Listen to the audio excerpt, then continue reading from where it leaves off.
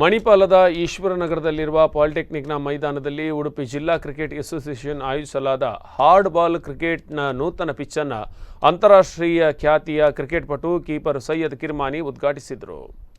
ಬಳಿಕ ಯುವ ಕ್ರಿಕೆಟ್ ಪಟುಗಳಿಗೆ ಶುಭ ಹಾರೈಸಿದರು. ಈ ಸಂದರ್ಭದಲ್ಲಿ ಪ್ರಸಾದ್ ನೇತ್ರಾಲಯದ ವೈದ್ಯ ಕೃಷ್ಣ ಪ್ರಸಾದ್, ರೈನ್ ಕ್ರಿಕೆಟ್ ಸಂಸ್ಥೆಯ ಮುಖ್ಯಸ್ಥರು, ತರಬೇತುದಾರರು ಮತ್ತಿತರರು ಉಪಸ್ಥಿತರಿದ್ದರು.